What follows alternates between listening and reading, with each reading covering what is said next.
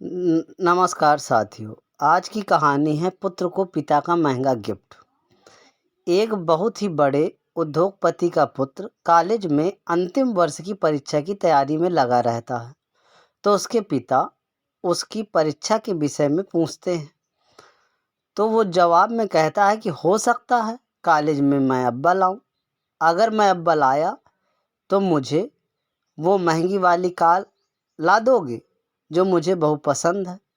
तो पिता खुश होकर कहते हैं, क्यों नहीं, अवश्य ला दूंगा। ये तो उनके लिए आसान था।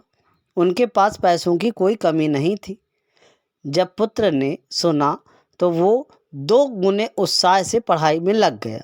रोज कॉलेज आते जाते वो शोरूम में रखी कार को निहारता और मन ही मन कल्पना करता कि वह अपनी मनपसंद कार चला रहा।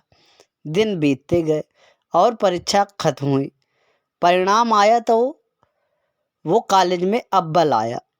उसने कॉलेज से ही पिता को फ़ोन लगाकर बताया कि वो उसका इनाम कार तैयार रखे, मैं घर आ रहा हूँ। घर आते आते वो ख्यालों में गाड़ी को घर के आंगन में खड़ा देख रहा था। जैसे ही घर पहुंचा तो उसे वहां कोई कार नहीं दिखी। वो बूझे मन से पिता के कमरे में दाखिल हुआ। उसे देखते ही पिता ने गले लगाकर बधाई दी और उसके हाथ में कागज में लिपटी एक वस्तु थमाई और कहा, लो ये तुम्हारा गिफ्ट। पुत्र ने बहुत ही अनमने दिल से गिफ्ट हाथ में लिया और अपने कमरे में चला गया। मन ही मन पिता को कोसते हुए उसने कागज खोल कर देखा तो उसमें सोने के कवर में रामायण दिखी। ये देखकर अपने पिता पर बहुत गुस्सा आया, लेकिन उसने अपने गुस्से को संयमित कर एक चिट्ठी अपने पिता के नाम पर लिखी कि पिताजी, आपने मेरी कार गिफ्ट न देकर ये रामायण दी।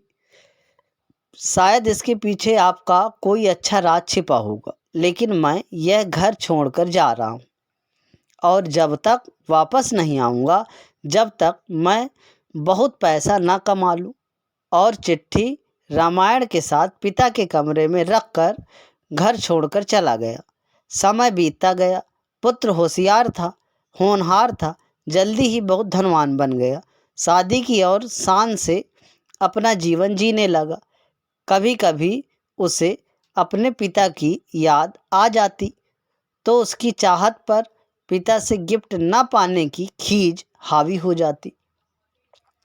वो सोचता, माँ के जाने के बाद मेरे सिवा उनका कौन था। इतना पैसा रहने के बाद भी मेरी छोटी सी इच्छा भी पूरी नहीं की। यह सोचकर वो पिता से मिलने से कतराता था। एक दिन उसने अपने पिता की बहुत याद आने लगी। उसने सोचा, क्या छोटी सी बात को लेकर अपने पिता से नाराज हुआ अच्छा नहीं हुआ। ये सोचकर उसने पिता को फ़ोन लगाया। बहुत दिनों बाद पिता से बात कर रहा हूँ, ये सोच धड़कते दिल से रिसीवर थामे खड़ा रहा। तभी सामने से पिता के नौकर ने फ़ोन उठाया और उसे बताया कि मालिक तो 10 दिन पहले स्वर्ग सिधार गए और अंत तक तुम्हें याद करते रहे और रोते हुए चल बसे। जाते जाते कह गए कि मेरे बेटे का फ़ोन आया तो उससे कहना कि आकर अपना व्यवसाय संभाल ले। तुम्हारा कोई पता नहीं होने से तुम्हें सूचना नहीं दे पाए। यह जानकर पुत्र को गहरा दुख हुआ और दुखी मन से अपने पिता के घर रवाना हुआ।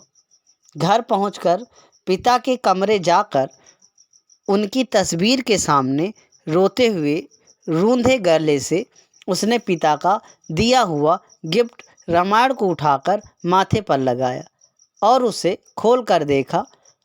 पहले पन्ने पर पिता द्वारा लिखे वाक्य पढ़ा, जिसमें लिखा था, मेरे प्यारे पुत्र, तुम दिन दूनी रात चौगुनी तरक्की करो और साथ ही साथ मैं तुम्हें कुछ अच्छे संस्कार दे पाऊँ, ये सोचकर ये रामायण दे रहा हूँ। पढ़ते वक्त उस रामायण से एक लिफाफा सरक कर नीचे गिरा, जिसमें उसी गाड़ी की चाबी और नगद भुगतान वाला बिल रखा हुआ था। ये देखकर उस पुत्र को बहुत दुख हुआ और धड़ाम से ज़मीन पर गिर कर रोने लगा। हम हमारा मनचाहा उपहार हमारी पैकिंग में ना पाकर उसे अनजाने में खो देते हैं।